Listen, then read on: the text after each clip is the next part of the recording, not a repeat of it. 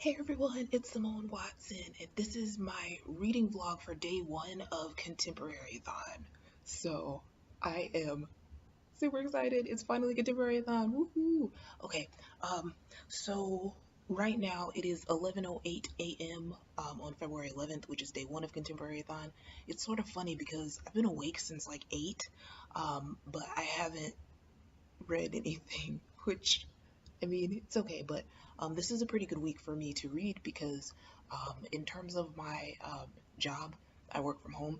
This is not a busy week at all for my job, so this is going to be pretty cool. But I do plan to do quite a bit of writing this week, so I don't know if you like also watch my writing videos, but I am doing a big revision for my novel 17 Letters with author mentor match, and I would like to finish this revision round by February 28th.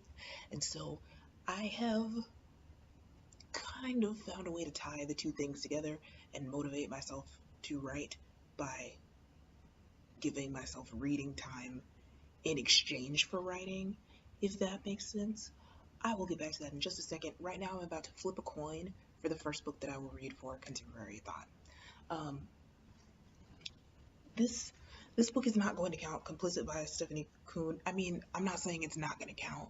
I'm probably going to finish it and I'm probably going to include it in my wrap up. But I did start it like 2 days ago.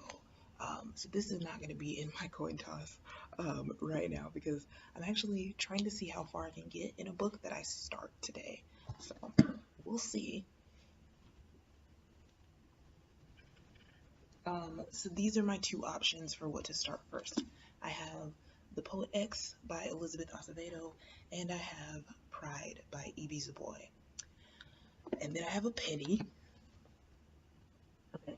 This penny is the deciding factor in which book I will pick up first.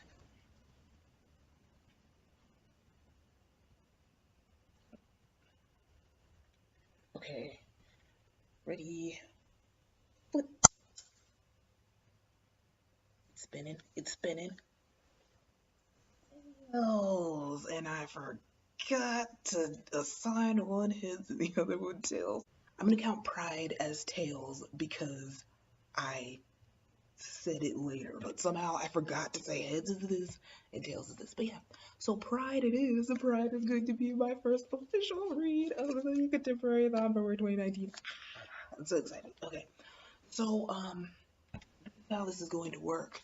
Right now, I need to go eat, so I'm gonna eat, and then I'm going to. I think I'm gonna write for half an hour. Yeah, and then I'm gonna write for half an hour, and then try and get a solid like 2 hours of reading time in.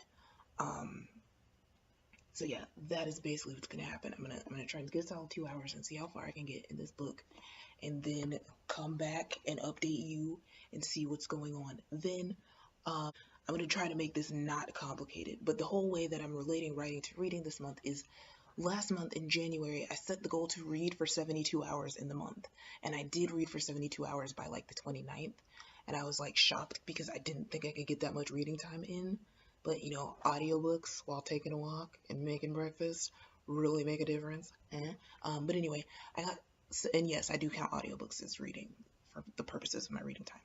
Anyway, I did that last month and I got through those 72 hours and I was really excited. But toward the end of the month, it occurred to me that I could track my writing time too, because I was kind of getting to this point where reading was my excuse not to write. And so I wasn't really writing that much. And it was also because I was just kind of stuck. But when I'm stuck, if I avoid writing, it's just gonna make it worse. Like if I actually try to write something, I'll get unstuck. So I have to like kind of motivate myself to keep writing.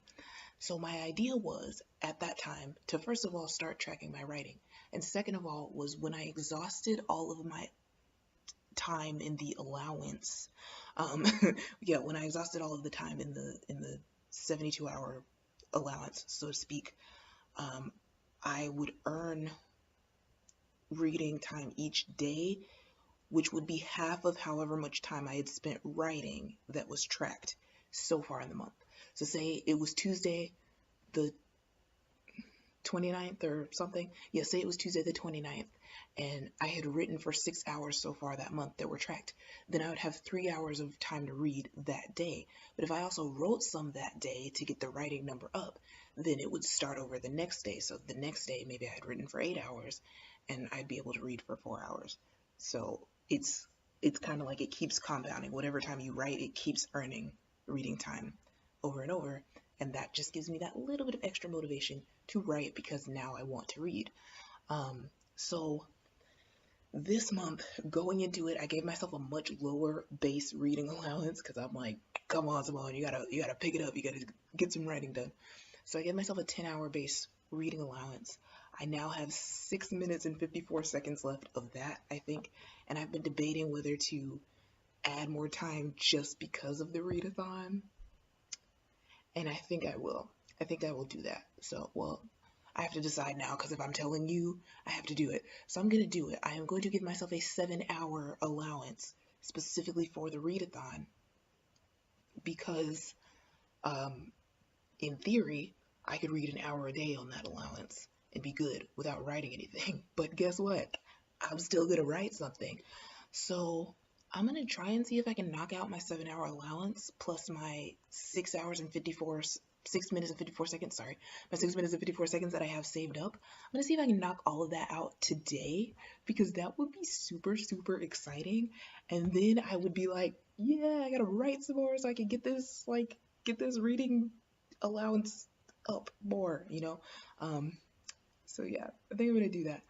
But first I am going to write for half an hour because I just feel like writing and um, I also feel, let me know if you're a writer and you understand this.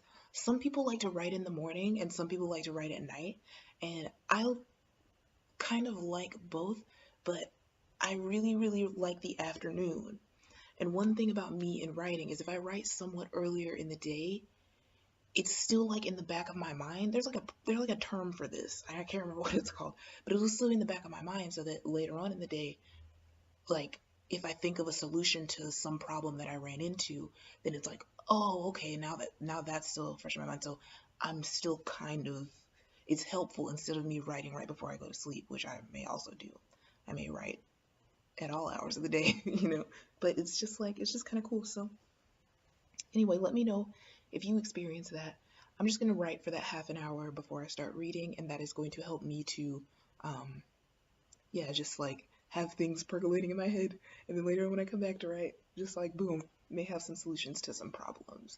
So yeah, like I said, I'm gonna eat, write for half an hour, read for 2 hours, and then come back and update you. So it is now 11:16 a.m. and I will see you a little bit later. Hey, so it is 7:20 p.m. I'm now done with my 2 hours of reading that I set out to do, but I did not just sit down and read for 2 hours. I did little bits of reading while, just like while doing other stuff. So not while doing other stuff, but I took a bunch of breaks and did other stuff. But anyway, I'm now at 2 hours for the day, which is pretty exciting. I mostly read in Pride by E.B. Boy. I've reached 15% in that. I also listened to some of the crossover by Kwame Alexander, which I started before the readathon, and I've gotten 10% further in that than I was. So that's pretty cool. And yeah, since it's only 7:21, I'm hoping to get quite a bit more reading done this evening. But I also want to do some more writing. So we'll see. Yeah, I'll update you pretty soon. Hey, so it is now 12:06 a.m. It is officially day 2 of Contemporaryathon. So I just need to come and update my final stats for day 1. I finished the crossover. I keep forgetting which one it's called. I think it's called The Crossover by Kwame Alexander. At I think it was 11 something. I finished it. It was really, really good. I gave it 5 stars. So that one, I started off at like 51% today. So I ended up at, so I increased by 49% to get to 100. I got to 16% in Pride by Ubi Zaboy, and I just want to see about how much time I read. So I read in total,